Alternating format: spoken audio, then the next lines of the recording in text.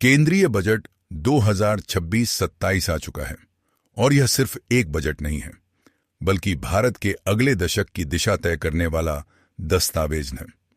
लेकिन बड़ा सवाल यही है, क्या यह बजट सच में आपके जीवन को बेहतर बनाएगा? क्या इससे नौकरियां बढ़ेंगी, महंगाई पर नियंत्रण होगा और क्या यह विकसित भारत की नींव को मजबूत करेगा?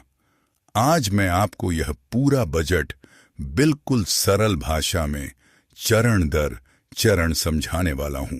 केंद्रीय बजट 2026 ये बजट क्यों खास है? सबसे पहले समझते हैं कि यह बजट इतना चर्चा में क्यों है।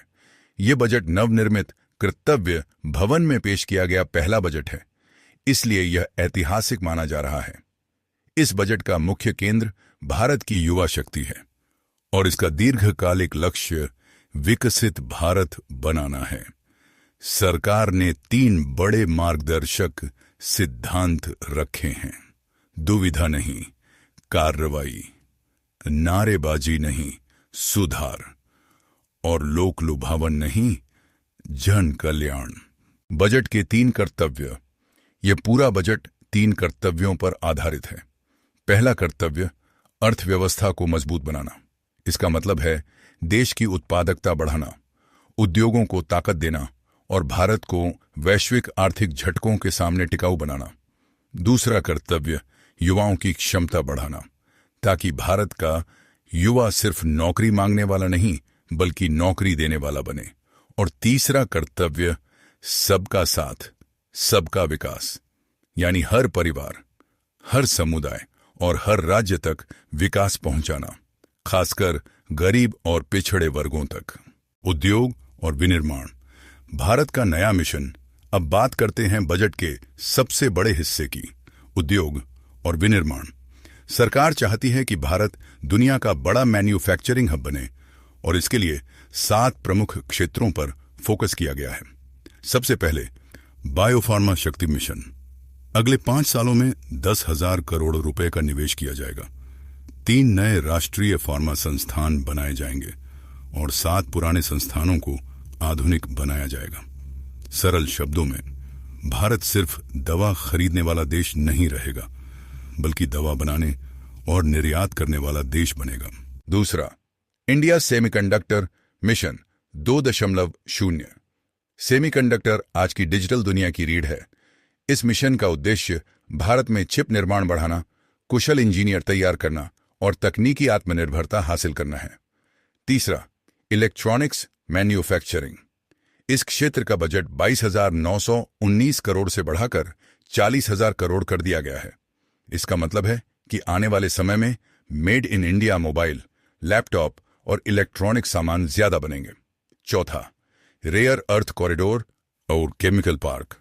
ओडिशा, केरल, आंध्र प्रदेश और तमिलनाडु में विशेष औद्योगिक कॉरिडोर बनाए जाएंगे। साथ ही 3 बड़े केमिकल पार्क स्थापित किए जाएंगे ताकि भारत की आयात निर्भरता कम हो। पांचवा, कैपिटल गुड्स और container manufacturing. High tech tool room बनाए जाएंगे और कंटेनर उत्पादन के लिए 10,000 करोड़ की नई योजना लाई गई है। छठा, टेक्सटाइल सेक्टर। एक नई एकीकृत वस्त्र नीति शुरू की गई है, जिसमें राष्ट्रीय फाइबर मिशन, समर्थ 2.0 और मेगा टेक्सटाइल पार्क शामिल हैं। इससे लाखों नए रोजगार पैदा होंगे। और 7वां, ग्राम स्वराज और खेल उपकरण। खादी, हथकरघा और हस्तशिल्प को बढ़ावा दिया जाएगा और भारत को खेल उपकरणों का बड़ा निर्यातक बनाया जाएगा। बुनियादी ढांचा, विकास की रीढ़। अब बात करते हैं इंफ्रास्ट्रक्चर की, क्योंकि बिना मजबूत आधार के विकास संभव नहीं। सरकार ने 7 नए हाई स्पीड रेल कॉरिडोर की घोषणा की है, जिनमें मुंबई पुणे, पुणे हैदराबाद, हैदराबाद बेंगलुरु और दिल्ली वाराणसी जैसे रूट शामिल हैं। इससे यात्रा तेज होगी, व्यापार बढ़ेगा और रोजगार के नए अवसर बनेंगे। इसके अलावा नया डेडिकेटेड फ्रेट कॉरिडोर बनाया जाएगा, जिससे माल ढुलाई तेज और सस्ती होगी। 5 वर्षों में 20 नए जलमार्ग विकसित किए जाएंगे, जिससे लॉजिस्टिक्स लागत कम होगी। सीप्लेन सेवा का विस्तार होगा, जिससे दूरदराज इलाकों तक कनेक्टिविटी बेहतर होगी। चुने हुए शहरों को विशेष आर्थिक पैकेज मिलेगा, जिसे सिटी इकोनॉमिक रीजन कहा गया है, और प्रदूषण कम करने के लिए कार्बन कैप्चर टेक्नोलॉजी पर भी काम किया जाएगा। युवाओं के लिए क्या है? अब सबसे अहम सवाल, युवाओं के लिए इस बजट में क्या है? 15,000 स्कूलों और 500 कॉलेजों में एनिमेशन, गेमिंग और विजुअल इफेक्ट्स लैब्स बनाई जाएंगी। इससे क्रिएटिव इंडस्ट्री में नौकरियां बढ़ेंगी। हॉस्पिटैलिटी और होटल मैनेजमेंट को मजबूत करने के लिए नया राष्ट्रीय संस्थान बनाया जाएगा।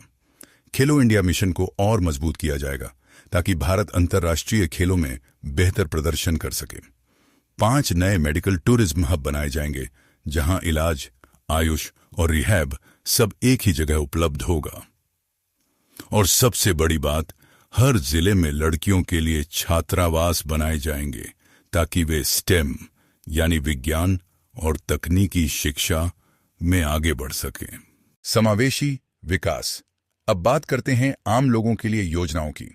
किसानों के लिए भारत विस्तार नाम से AI आधारित प्लेटफॉर्म लॉन्च किया जाएगा, जो मौसम और मिट्टी के अनुसार खेती की सलाह देगा।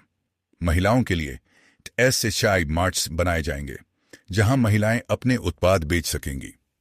मानसिक स्वास्थ्य के लिए नया संस्थान और 2 क्षेत्रीय केंद्र खोले जाएंगे। पूर्वोत्तर और पूर्वी भारत में पर्यटन और औद्योगिक विकास को बढ़ावा दिया जाएगा। और दिव्यांगजनों के लिए विशेष सहायता योजना शुरू की गई है। टैक्स में क्या बदला? अब बात करते हैं टैक्स की, जो हर आम आदमी के लिए सबसे महत्वपूर्ण होता है। 1 अप्रैल 2026 से नया और सरल आयकर कानून लागू होगा। इस बार टैक्स स्लैब में कोई बड़ा बदलाव नहीं किया गया है, ताकि स्थिरता बनी रहे। विदेश यात्रा और पढ़ाई पर 2% TCS लागू रहेगा। TDS नियमों को सरल बनाया गया है। व्यक्तिगत आयात पर कस्टम ड्यूटी 20% से घटाकर 10% कर दी गई है। 17 कैंसर दवाओं को टैक्स फ्री कर दिया गया है। शेयर बाजार में सट्टेबाजी रोकने के लिए सिक्योरिटी ट्रांजैक्शन टैक्स थोड़ा बढ़ाया गया है। और अब शेयर बायबैक पर टैक्स कंपनी नहीं, बल्कि शेयर धारक देगा। निवेश के लिए बड़े फैसले, डेटा सेंटर को 2047 तक टैक्स छूट दी गई है। गिफ्ट सिटी में बैंकिंग सेक्टर को 20 साल की टैक्स छुट्टी मिलेगी। लिथियम जैसे महत्वपूर्ण खनिजों पर आयात शुल्क हटा दिया गया है। और IT कंपनियों के लिए सेफ हार्बर सीमा बढ़ाई गई है। सरकार की वित्तीय स्थिति। अब बात करते हैं देश की वित्तीय स्थिति की। फिस्कल डेफिसिट GDP का 4.3% है। कर्ज का अनुपात घटकर 55.6% रह गया है। और सरकार ने पूंजीगत खर्च के लिए 12.2 लाख करोड़ रुपए रखे हैं। इसका मतलब है कि सरकार विकास पर बड़ा खर्च कर रही है। बजट की चुनौतियां। हालांकि ये बजट अच्छा है, लेकिन कुछ चिंताएं भी हैं। दुनिया में मंदी का खतरा बना हुआ है। ग्रामीण इलाकों में मांग कमजोर है। हाईटेक सेक्टर में नौकरियां घट रही हैं। ग्रीन एनर्जी की लागत बढ़ सकती है और विदेशी निवेश में अनिश्चितता बनी हुई है। आगे क्या करना चाहिए? आगे बढ़ने के लिए भारत को ग्रामीण मांग बढ़ानी होगी। रिसर्च और डेवलपमेंट पर ज्यादा खर्च करना होगा। स्किल ट्रेनिंग को मजबूत बनाना होगा। MSME सेक्टर को और मदद देनी होगी और मेड इन इंडिया को सस्ता और प्रतिस्पर्धी बनाना होगा। निष्कर्ष। कुल मिलाकर बजट 2026-27 संतुलित और दूरदर्शी है। ये टेक्नोलॉजी, उद्योग और समावेशी विकास पर जोर देता है, लेकिन इसकी असली सफलता इस बात पर निर्भर करेगी कि इसे जमीन पर कितनी ईमानदारी से लागू किया जाता है। हमारे साथ जुड़ें और बजट 2026 की पूरी जानकारी प्राप्त करें। अगर आपको यह वीडियो पसंद आया तो लाइक करें। नीचे कमेंट्स में अपने सवाल और बजट पर अपने विचार साझा करें। सबसे महत्वपूर्ण, हमारे चैनल को सब्सक्राइब करें और बेल आइकन दबाएं ताकि आप हमारे किसी भी महत्वपूर्ण अपडेट को मिस न करें।